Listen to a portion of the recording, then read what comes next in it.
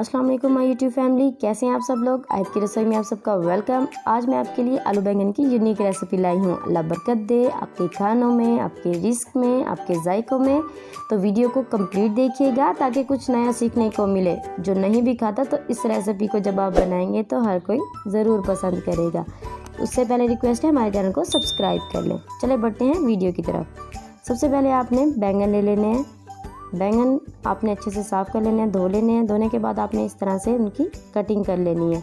तो recipe unique है तो कटिंग भी यूनिक ही होगी। इस तरह से आपने इसकी कटिंग कर लेनी है। बस इस चीज़ का ध्यान रखना है, इसे चेक करते रहिएगा इसमें कोई कीड़ा ना निकल आए। तो अच्छे से इनको कट कर लेना है आपने।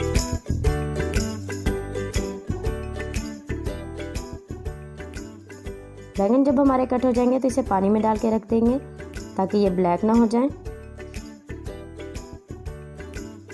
आलू ले लेंगे, आलू का छिलका उतार कर इनकी भी हम कटिंग कर लेंगे। इनकी भी कटिंग हम उसी तरीके से करेंगे। नॉर्मल तो हम इस तरह से करते हैं, लेकिन आज इसकी यूनिक तरीके से करेंगे। इस तरह से आपने तमाम आलूओं की कटिंग कर लेनी है, जितने भी आपने ऐड करने हो।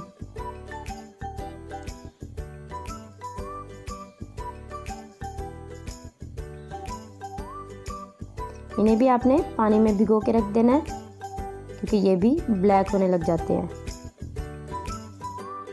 1 कप घी या ऑयल ऐड कर लेंगे। घी हमारा गर्म हो चुका है। अब हम इसमें बैंगन ऐड कर लेंगे। बिस्मिल्लाहिर्रहमानिर्रहीम। इस तरह से आपने सारे बैंगन इसमें ऐड कर लेने हैं। बैंगन ऐड करने के बाद हम इसे तकरीबन 3 से 4 मिनट के लिए फ्राई कर लेंगे। माशाल्लाह से देखिए बैंगन हमारे फ्राई हो चुके हैं। अगर आप इस तरह से रेसिपी को फॉलो करेंगे, इस तरह से बनाएंगे, तो जो नहीं भी खाता बैंगन तो उसे भी बहुत ज़्यादा पसंद आएंगे। जब आपके बैंगन इस कंडीशन में आ जाएं तो आपने इसे डिश में निकाल लेना है। बैंगन की तरह अब हम आलू को भी फ्राई कर लेंगे।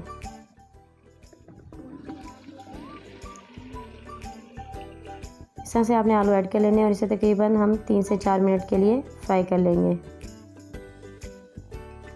आलू भी हमारे फ्राई हो चुके हैं। माशाल्लाह से बहुत ही प्यारी खुशबू आ रही है। आपको तो पता ही है जब आलू फ्राई हों तो बहुत ही प्यारी खुशबू आती है। इस तरह से आपके आलू फ्राई हो जाएंगे। एक बारीक कटा हुआ प्याज ऐड कर लेंगे। इसको हम हल्का सा फ्राई कर लेंगे। प्याज हमारे फ्राई हो चुके हैं। अब हम इसमें तकरीबन 1 टेबलस्पून लहसुन अदरक का पेस्ट ऐड कर लेंगे। बिस्मिल्लाहिर्रहमानिर्रहीम।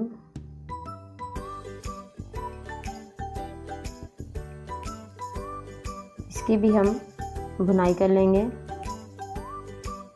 अब हम इसमें मसाले ऐड कर लेते हैं। 1 टेबलस्पून आपने पिसी हुई लाल मिर्च ऐड कर लेनी है।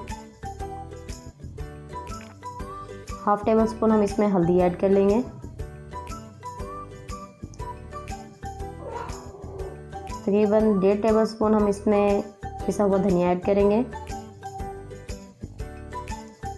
1 टेबलस्पून हम इसमें साल्ट ऐड करेंगे।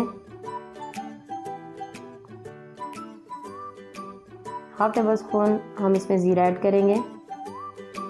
इस मसाले की हम अच्छे से भुनाई कर लेंगे। बस आप इस बात का ध्यान रखा करें कि मसाले की अच्छे से भुनाई करें ताकि आपकी मिर्चें कच्ची न रह जाए। मसाले की अच्छे से भुनाई करने के बाद अब हम इसमें टमाटर ऐड करेंगे। तकरीबन 2 बड़े टमाटर आपने बारीक काट लेने हैं, उसे ऐड कर लेना है।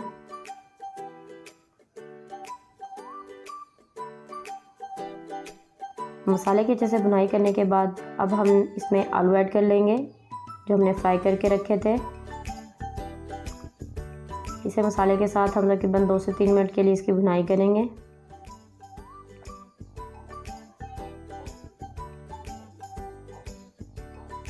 अब हम इसमें बैंगन ऐड कर लेंगे।